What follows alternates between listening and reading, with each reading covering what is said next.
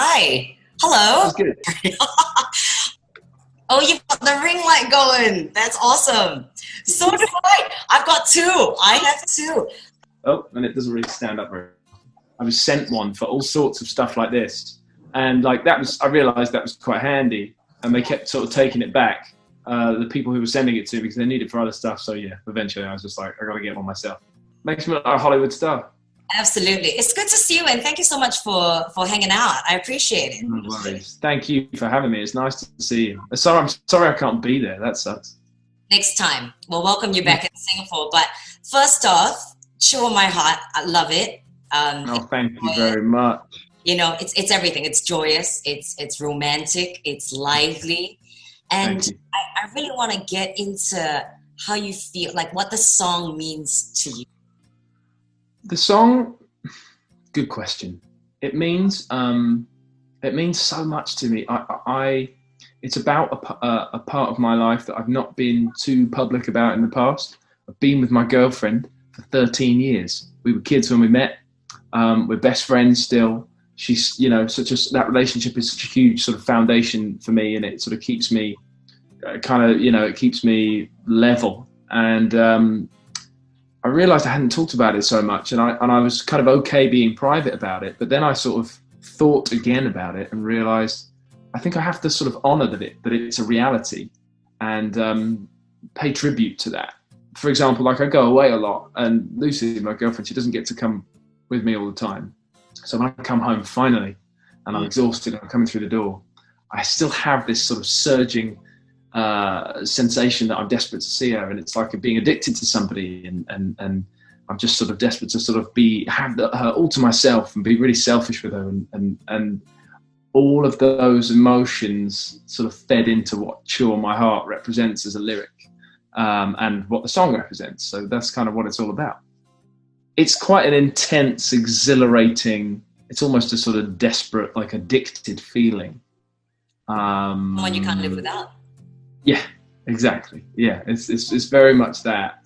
And it's like it's a bit of a euphoria, which I think sort of fed into the chorus really well. What was Lucy's reaction? Was she next to you? Did she give you a big hug?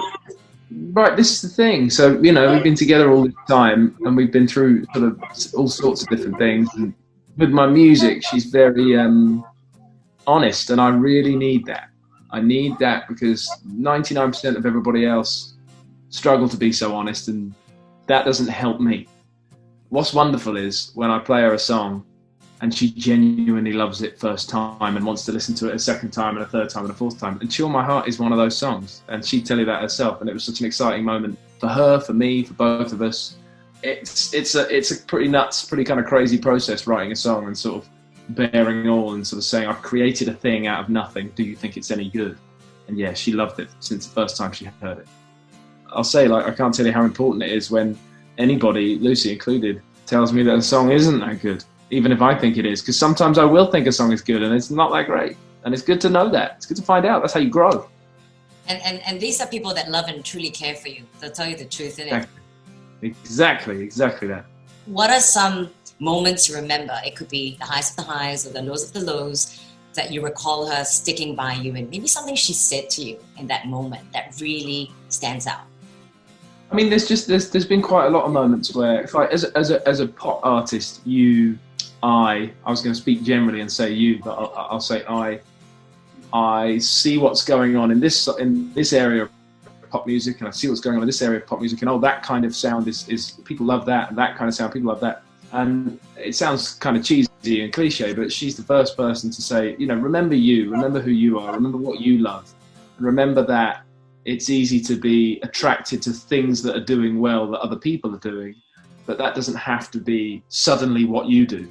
You can just do what you love and stand by that, because it's the most honest thing to do. She'll basically sort of tell me to sort of be myself.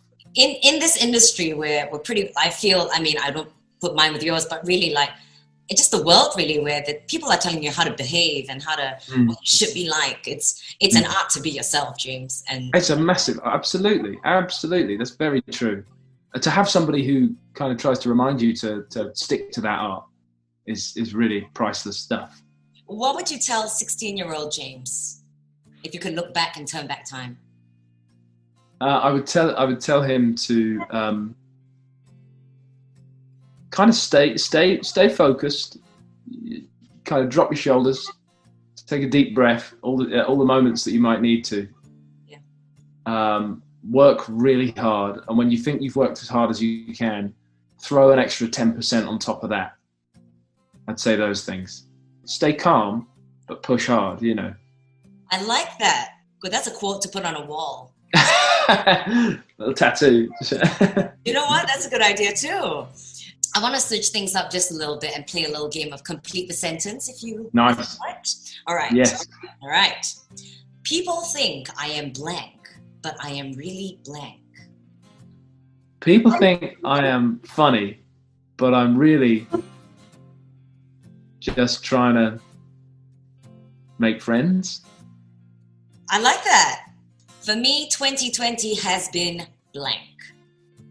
For me, 2020 has been unexpected in every way imaginable, really, because, you know, I set out to do this, all these things, and you know, we got this. Like, I set out to go forward, and it's kind of been like, you know, the phrase 2 steps forward, 1 step back.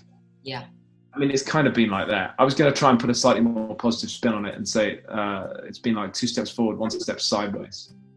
When I think of Lucy, I think of blank. When I think of Lucy, I think of home. Oh, I was going to go with I think of love, but that was such a great answer. I love that. If I could eat one thing for the rest of my life, I would have blank. Pizza. Really? All day long. Ugh. I could eat pizza right now, and it's 10:45 a.m. and I could eat pizza. For me, the future looks like blank. Better than 2020. I love that. And so, what was that you said earlier? Stay calm, but push hard. Was that it? Yeah, stay calm, push hard. That's what I'm going to take with me. I look forward to doing this in person. Same. Come to Singapore. It's been an absolute pleasure. It's been lovely to talk to you and to see you. I hope we do get to do it in person soon. Likewise, a margarita and a mural with that quote, stay calm, and keep pushing forward. Kiss 92, all the great songs in one place.